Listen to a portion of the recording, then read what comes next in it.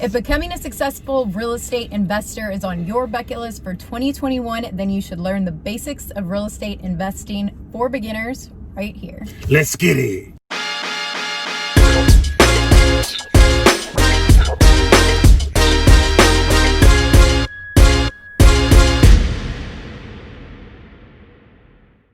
Welcome, ladies and gentlemen, to The Real Rides with Use and Buy.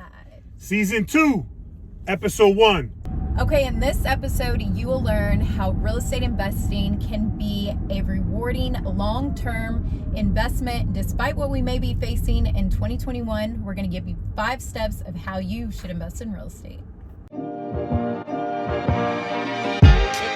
So 2020 has been a crazy year. I don't think 2021 is going to be any different, at least for the first 2 quarters.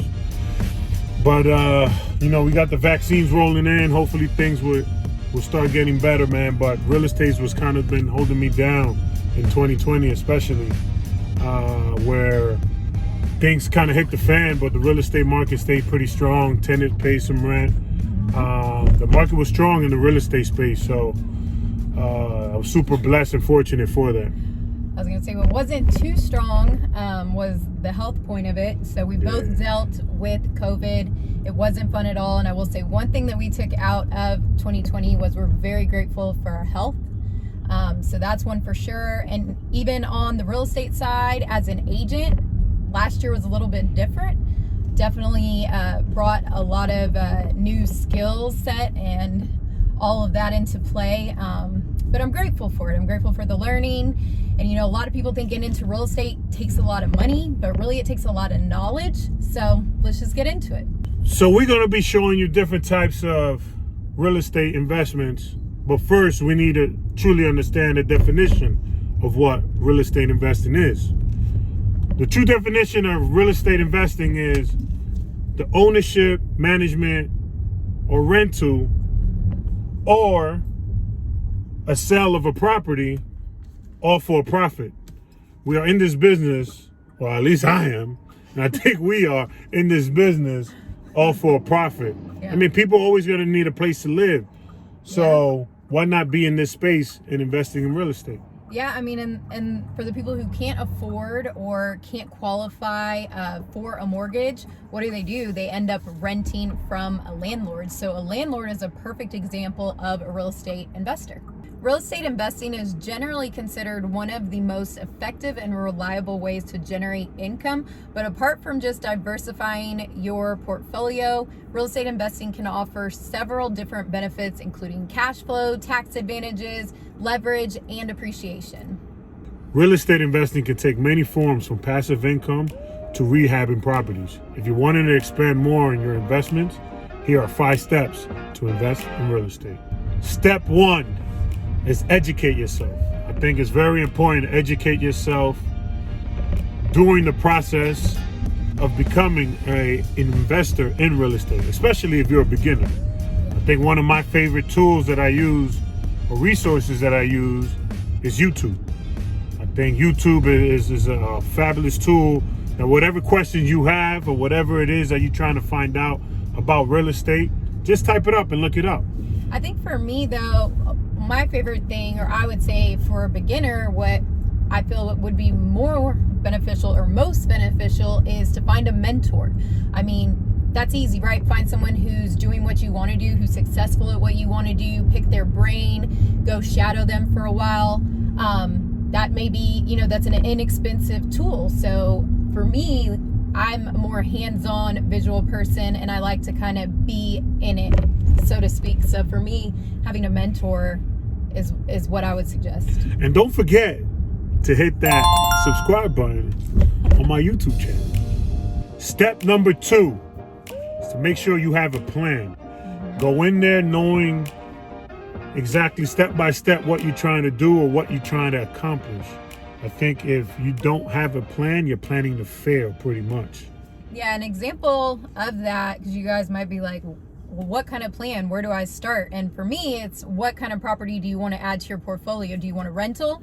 Do you want to flip? Do you want an Airbnb? Like, what are your goals? And then from there, you can go find that property. There's so many different kind of things, and then that goes into, budgeting. What can you budget for? So what kind of property does that fall into?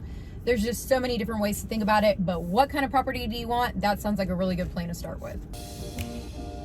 Step number 3 is assembling a team. I think having a team is very important, of course, and you're as good as your team. Yeah. Having a good general contractor, and I'm big on that, because that's kind of gonna be your go-to, really. There's your general contractor. So make sure you vet your general contractors and see their work. Yeah. Go out to other projects and go and see what they've done, and talk to other customers too, other homeowners that they've done work for, because that's very important. Because at the end of the day, I think those people will tell you the truth and will tell you their experience on dealing with those contractors.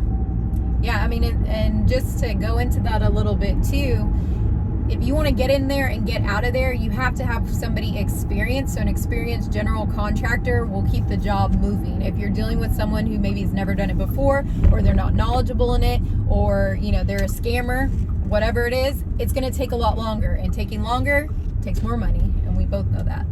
Yeah, not only a general contractor, but I mean, you have attorneys, you have realtors. She's a realtor. So the team could be pretty big, man. But to me, one of the most important ones, and they're all important, but the one that you have to really, do some vetting on is a general contractor. Step number 4 is to find a profitable housing market, meaning location. Location is everything. One of the techniques that I use is finding the ugliest home in a great neighborhood, or an up-and-coming neighborhood.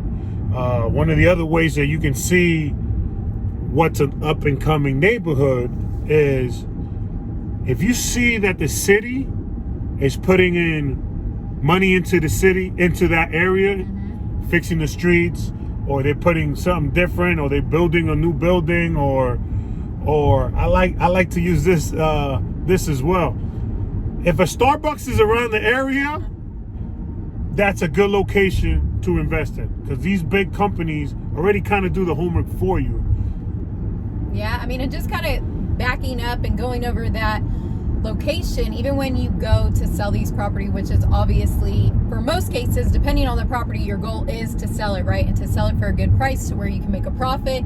And that goes back into location. So are you in a good location? Are you in a desirable location? Those are all things that you want to keep in mind when finding whatever property is that you want. And then also, based off of what we came out of last year and this year, a lot of people are still working from home. So you maybe want to look at an area, that is closer to businesses. Do your research on that. If you know of a company that is doing more stay-at-home jobs or things like that, maybe that's something you look into. So these are all things to kind of think about going into 2021. Got to kind of change how we look at things now, right? Because everything's a little bit different. Step number 5 is focusing on cash flow and budgeting of a property. I'm a big numbers guy, and it's extremely important you get your numbers right. How much does this property cost? What are my expenses? Whether is, if you guys took out a mortgage, the mortgage, what is property taxes, the maintenance, or if you're flipping a property, find out what is your budget on what is it going to cost you to remodel this property. And one term that investors use is ARV. ARV stands for after repair value. And understanding how much you put into a property, what are your expenses, and what is it worth after it's complete.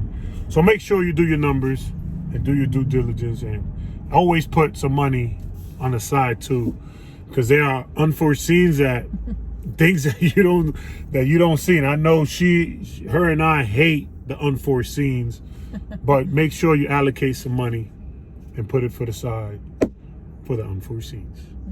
There you have it. The 5 steps to invest in real estate for beginners. It's also extremely important to understand the fundamentals, the basics of real estate investing, because with any business, there's risk. And you want to mitigate that risk and make sure you do your homework, do your due diligence. And really, bottom line, if you're looking for a new way to generate income in 2021, something different, real estate is the way to go.